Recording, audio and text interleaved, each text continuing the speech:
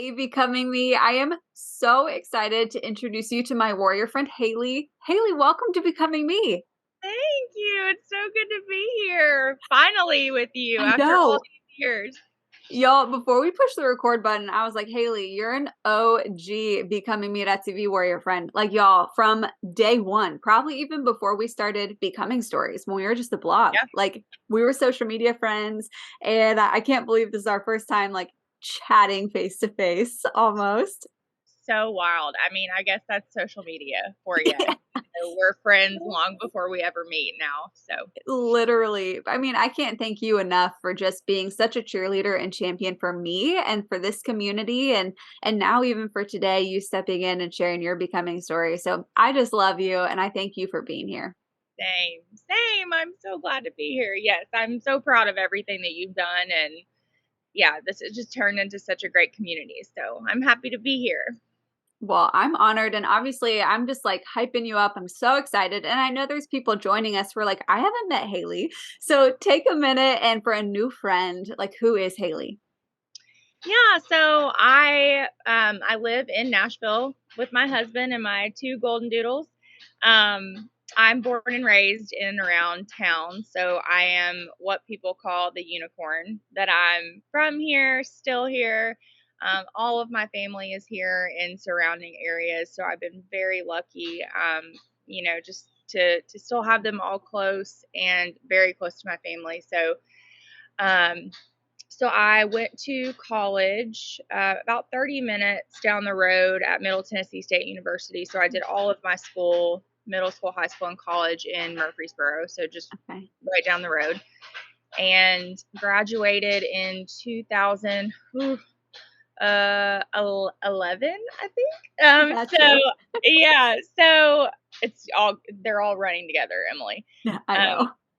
yeah, so I have always been a devout music lover, but never thought I would end up working in music. Okay. I sort of by happenstance ended up in an internship that led to a job that led to another job that led to now we're here, almost 2024, which is crazy. I know. So so that is probably the bulk of my life is my work and my family. My husband and I are currently 2 years into our IVF journey, and we are about to cross the finish line, hopefully. So that's taken up a big amount of my like heart and time. And so, yeah, our life is pretty calm, pretty quiet, but that's me. I have one sister, Hannah. She is 2 years younger than me and gave me the sweetest gift of a beautiful niece who is 7. Wow. And that is crazy saying out loud. And so they live not far from here too. So I spend a lot of my time with them. Oh, that's amazing. I mean, thanks for unpacking a little bit about who you are. And I would love right now to just invite you in this space to unpack your story. Like, what has made you who you are up until this moment today? Oh, gosh. Um, a lot of good times, a lot of bad times, a lot of in between times. My story has been so crazy because, to be completely honest, it's all unfolded exactly how I didn't think it would, which I'm sure is the case for a Mhm. lot of people. I feel like, especially as women, a lot of times we have this perfect picture of how our lives are going to unfold, and mine has been a lot different. Um, I've been married now for 2 years. I was definitely the last of my friend group, of my family, of everyone to get married. And definitely, oh gosh, here we go, the sawing. You're good. I Told love Emily before this, there's so much construction in Nashville and it's just all around me. I can't get away from it. Um, but yeah, so there was definitely a time in my life, probably 4 or 5 years ago, where I thought, okay, like the Lord is He's clearly carved out this path for me professionally. And I was starting to get to the place where I was really seeing movement. I was really seeing growth and kind of finding my footing in my profession and knew that it was what I wanted to do. So I thought, okay, maybe that's my calling. Maybe my artists are going to be my children, and Uh-huh. maybe I'm meant to be a mother or not be a mother, or maybe be a wife or maybe not be a wife. I kind of hit this crossroads where I had started to accept maybe that all of those things weren't for me or weren't written for me. And so I met my husband actually randomly at a restaurant in Okay. Nashville in 2019, and that was so unexpected and kind of right at that pivotal crossroad of when I felt like maybe it wasn't part of my story. And so we got married in May of 21, Okay. and he is just the sweetest, most precious thing ever that I did not see coming. So that was a really fun surprise in the plot, I guess, of the story. But I think the one thing that's been consistent for me is I've just sort of time after time thought, okay, I'm going to mourn or grieve whatever situation that I think maybe is not for me. Marriage was one of those. And then most recently, up until, a couple of years ago, it was motherhood. And I knew that I was probably going to have a little bit of a challenging time getting pregnant, trying to start a family. And we did. And so, fast forward, I kind of found myself in that same place of, all my friends have grown families and are sort of past that beginner stage, I call it, in that whole conversation. And so I've had some wonderful, beautiful, hard years of being just the aunt or, just the friend who comes to see the babies and gets my mom fill, which again has been beautiful while it's been hard. And so as I've been pursuing my own path to motherhood, I started just like I was when I was single, in that mindset of, I'm angry. Like, I would ask God, why does it seem so easy for some people? And why does it seem so hard for me? Or like I'm just continuously trying and it's just not working. And so I do think it was a little bit of giving up the control, right? And giving it back over to him. But it's funny, this week we got the news on our embryos. So we are moving into our final stage to transfer for IVF. And the couple of years it's taken me to get here, I look back and I think, gosh, I was so angry, honestly. My conversations, I feel like in my prayer life, have been very relationship based, in terms of I a lot of times talk to God like I do my friends, like, hey, I'm mad. Hey, I don't understand this. Hey, can we talk about this? And so now I'm looking at it like I've been given so much. I felt like I was being like so much was being taken from me, of having to adjust the process and it not looking storybook. And now I look at it and I think, gosh, it's given me a lot too. I've been gifted with the like ability to be patient, which is not something I've ever thrived at, been good at. I'm actually notorious for being impatient. And so things like that, and whereas in the beginning I thought my relationship with my faith was sort of dwindling and I was struggling with it, now I feel like I've found my footing again in it. And I think that's honestly been the sweetest gift for me, is coming out of a situation different than I went into it. And so, yeah, I mean, now I'm just sort of still in a season of waiting, still in a season of, knowing that things could go differently still than what I hope they do. But also just sort of moving towards a place of peace with it, and knowing that, just like has always happened in my life, that things will shake out the way they're supposed to, in the timing that they're supposed to, which, we're all human, and that's a lot easier said than done sometimes. I can believe it, but walking in it is a different story. I mean, that's beautiful. Thanks for unpacking your story, because for all of us watching, every single person has something that they're waiting, they're dreaming, they're hoping, they're praying for. And so Absolutely. being able to like hear from you and how you have felt that, you've seen God provide and you're in the middle of feeling it right now, but how you're wrestling through trusting him with what his best plan is. That's an encouragement to me. Thank you Yeah. for sharing that.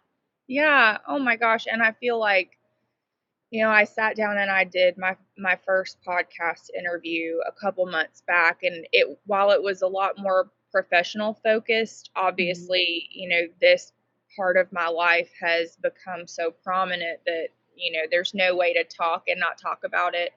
And the more that I started opening up, and I was a little hesitant in the beginning, especially sharing things socially and, kind of what I was going through. And my husband is extremely private. So Mhm. we kind of wrestled with that. But ultimately, at the end of the day, what I've found is that, as you know, there is so much strength in community. Mhm. There's a lot of help in strangers praying for you and strangers reaching out, and even people that that Mhm. you work with every day or that see you every day in the hallway but don't know what you're wrestling with, and they don't know Right. what's on your shoulders. Just being able to provide a little bit of context. I cannot count the times I've heard, "Oh my gosh, me too. I have felt that too. Oh my gosh, hey, here's how this shot will be easier. Hey, here's how you'll get through this 2 week waiting period," Mm. and it makes it like it's just been really beautiful. And Mm. I know what it's like to struggle through the loneliness, the uncertainty, the frustration, all of the things. So for me, things like this are really sweet. Yeah, well, it's an encouragement. Thank you so much. And, I'm curious because I don't know this about you, even for how long I've known you. Like, are Yeah, you a coffee drinker? I feel like you are. Are you? I am. Okay. Oh yes, I Okay. am. And it's funny, I've always been a hot coffee drinker, Okay. but my mother-in-law has this perfect little duo of Okay. like her Starbucks Uh-huh. medium roast, unsweetened coffee, Okay. but with her favorite creamer, which is usually like a sweet cream. And Mm, now I do iced coffee every morning. She like found the perfect little balance. that sounds really good. So good. I'm on a hazelnut kick right now. Okay. So that's my creamer of choice. Okay. But yes, girl, and I know you love coffee, so Oh, yes, I do. And I love iced coffee, straight up black coffee, coffee with all the coffee. Just okay, I it all. haven't gotten to the black coffee thing yet. I don't know. I love I'm it. yeah, maybe I'll give it a try. I don't know. Yeah, one day. But One day. if you yeah, who knows? Try something new. But if you were having an iced coffee with the hazelnut cream, right? And you're sitting having a conversation with another warrior friend on their own becoming journey, what would you say to encourage them?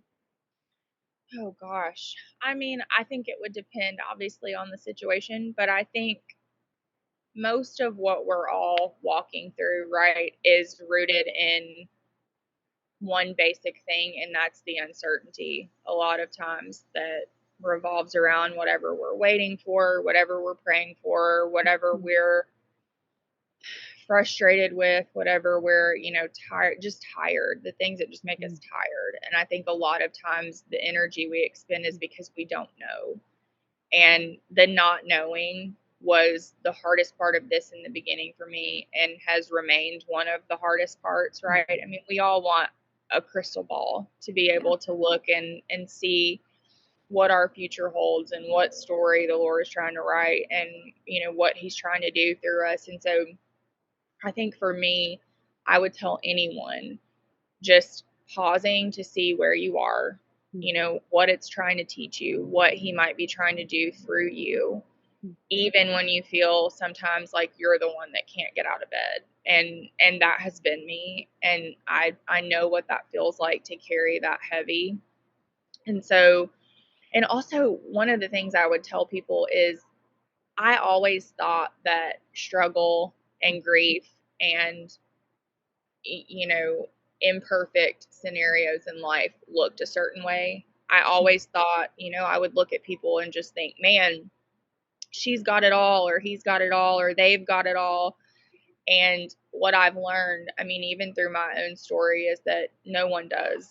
And no situation, no story, no mhm. social media portrayal is perfect. Yeah. And every single person is walking through something. Mhm. I think it's what we do with it that is the important piece, and how we allow each other to step in, to help, to add support, in healthy ways, whatever that looks like for you. I just think there's a lot of power in testimony, and I think there's a lot of community that comes from it. And so I think I would just encourage everyone to their comfort level, to voice things, whether that's to every single person you do or don't know on social media, or whether that's just in your small circle, whatever that looks like for you. But I think talking about things makes all the difference. Absolutely. I mean, thanks for sharing the gift of you and your voice and your story with us today. And it's so encouraging and wise what you've equipped us with. And, if somebody was listening and they were like, man, I really want to continue to follow Halie's journey, cheer her on, learn from her, where can people connect with you? Yeah, so I'm, just a normal person, no influencer, no nothing. But I do love to share a lot of our life, my work, our journey, and just a little bit about, my faith and where it's been, where it is now, just sort of the ups and downs. And so I try to put some of that content in there for sure. But I think, let's see, sister, what is my handle? I'm over here like, Got you. I'm Well, over the here like, good news is I will have the link in the show we'll notes have it. easily too. Yeah. Pretty much all Halie Hampton Mosley. I go by True. both names. I spent a long time developing my name in the professional world, so I decided to keep both. But so I hyphenate, but it's all Halie Hampton Mosley.